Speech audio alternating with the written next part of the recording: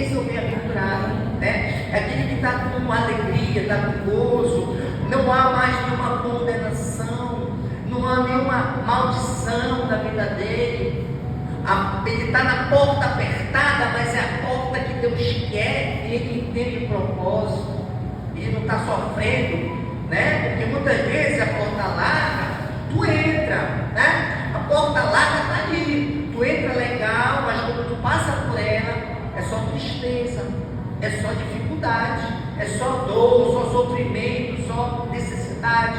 Mas quando tu está na porta apertada, e é difícil passar, porque fazer a vontade de Deus não é fácil, mas você decide obedecer. Quando você passa por ela, você encontra o Senhor, você encontra realmente a satisfação, a vida eterna, né? A vida abundante.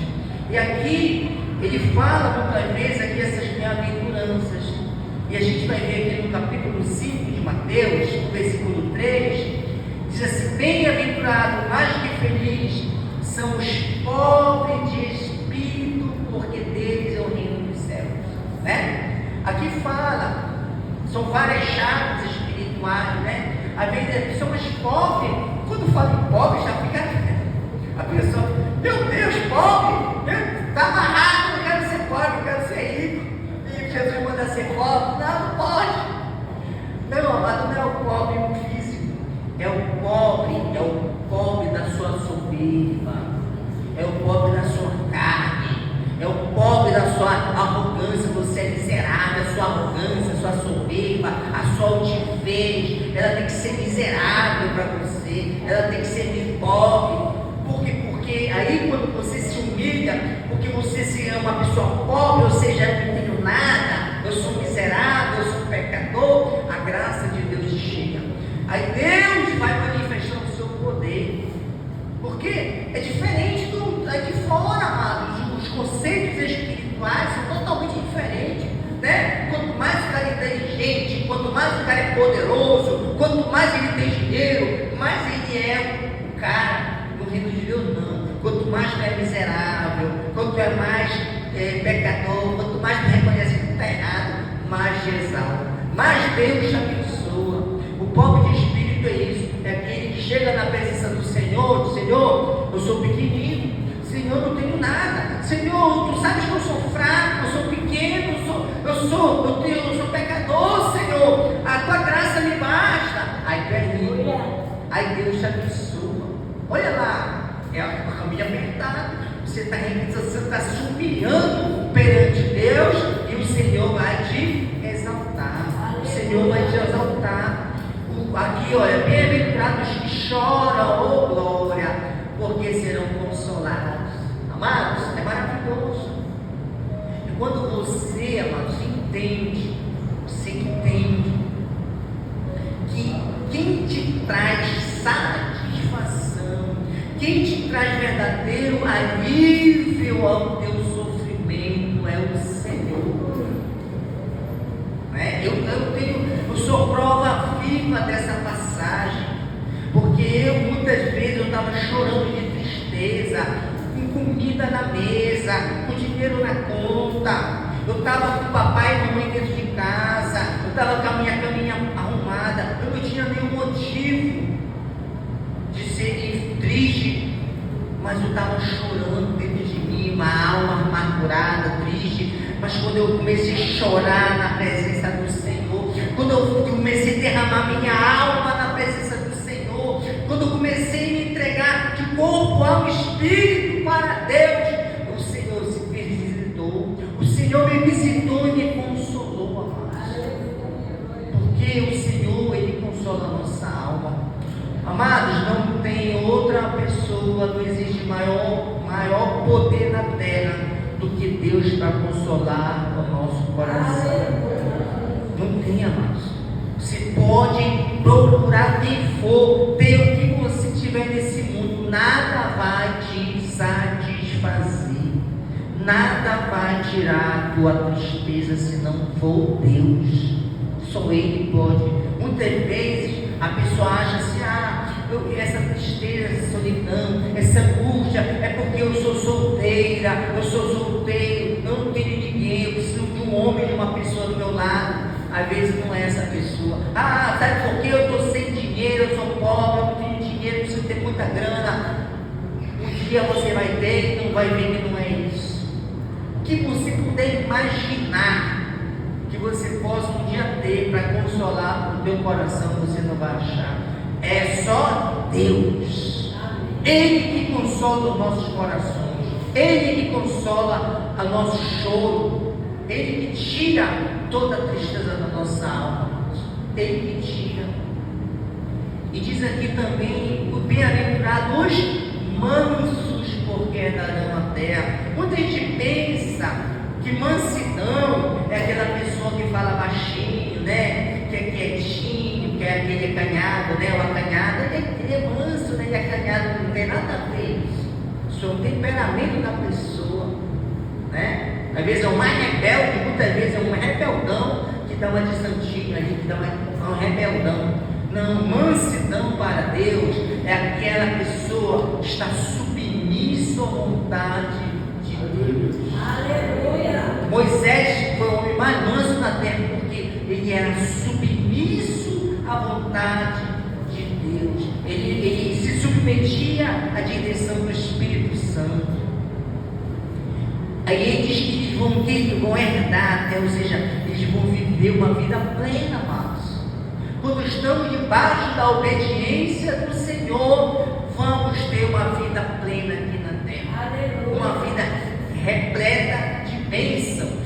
Quando eu decido obedecer, eu decido ser manso, é ser obediente à vontade do Senhor. E não é fácil, é uma porta estreita. Por que é estreita? Porque eu tenho minha vontade. E às vezes minha vontade não é de Deus. Eu tenho que decidir pela vontade do Senhor. Amém, amados? Diz assim: bem-aventurado o quê? Os que têm fome e sede de justiça. Amados, já pensou? Tu com muita fome e com muita sede, hein? E diz que tu vai ser saciado da justiça de Deus. Deus está dizendo, quando você decide fazer a vontade do Senhor, quando você quer viver o sobrenatural de Deus, quando você quer realmente experimentar a boa, perfeita e agradável vontade do Senhor, diz que você vai ser saciado, amados. Deus vai manifestar o seu poder, Deus vai derramar a sua glória, Deus, o céu vai se abrir para você, porque você tem fome e sede dele, a justiça de Deus, o poder de Deus. E você vai, o que agora? Manifestar a glória dele na terra. Isso que ele está falando. Ele que está falando isso. Quando você diz: Senhor, eu quero fazer, eu quero experimentar o teu poder, eu quero experimentar a tua glória. E Deus vai dizer: cadê? Eu vou soprar o vento agora. Sopra, Espírito Santo, vem, derrama a tua glória.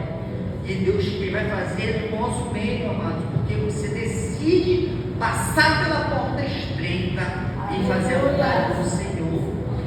E bem-aventurados misericordiosos, porque alcançarão misericórdia. Irmão, isso aqui está no livro até do livro de Marcos 11:25, diz que aqui, se você perdoa o teu irmão, Deus perdoa você. Se você não perdoa o teu irmão, Deus não perdoa você, nem ouve a tua oração. Porque não teve maior perdão, não existe maior perdão na terra do que o Senhor perdoa o nosso pecado na cruz. Nós estávamos completamente condenados à morte, estávamos completamente condenados ao inferno por conta do nosso pecado. Mas o Senhor, mesmo antes da gente aceitar Ele já nos tinha perdoado, Ele já tinha morto na cruz, Ele já tinha nos aceito como filhos, e aí Ele nos justificou perante o Pai, mesmo a gente estando errado. Então hoje, recebendo o perdão de Deus, a misericórdia de Deus, como é que eu não posso hoje perdoar alguém que falou alguma coisa, que me enganou, que me maltratou, que me fez mal? Eu tenho que perdoar, porque quanta maldade eu já cometi e Deus me perdoou. Então nós precisamos entender que nós precisamos ter misericórdia, porque um dia o Senhor teve misericórdia de nós. É uma porta estreita, porque a gente quer receber perdão, mas não quer perdoar. Então fica difícil passar por ela, mas é necessário passar por essa porta. Então nós não podemos ficar com raiva, ou de mal, ou de inimigo com qualquer pessoa, porque o Senhor nos perdoou. Amém? E aqui no 8 diz: bem-aventurados limpos de coração, porque verão a Deus. Oh glória, amados. Amados, quando realmente o Senhor habita em nosso coração, a gente não vê maldade em ninguém, amados. Quando verdadeiramente a gente está cheio do poder do Espírito do Senhor, a gente não tem aquele olhar de condenação, a gente não condena, a gente não deseja mal para ninguém, a gente não guarda mágoa nem ressentimento, nenhum tipo de pecado entra no nosso coração. O nosso coração está limpo, nosso coração está puro, e com isso nós temos a mente de Cristo, os olhos de Cristo, nós temos nós vemos a manifestação de Deus, nós vemos o Senhor habitando em todos os lugares, o Senhor aqui na igreja, nós vemos o Senhor na nossa casa, nós vemos o Senhor no nosso trabalho, nós vemos o Senhor na nossa família. Onde a gente está, nós vemos o Senhor. Amém? Onde a gente estiver, a gente vê o Senhor, a gente vê numa criança, a gente vê o Senhor num mendigo, num aleijado, a gente vê o Senhor até mesmo num presidiário, quando a gente vai olhar, a gente vê o Senhor querendo libertar aquela pessoa, porque nós temos uma pureza, amados. Nós vemos Deus em todo canto, numa árvore, no sol, na lua, nas estrelas. É o Senhor em todo lugar. Porque nós temos um coração limpo, amados. Porque nós temos o Senhor no nosso coração. E bem-aventurados pacificadores, porque serão chamados filhos de Deus, né, amados? Amados, nós somos filhos da paz.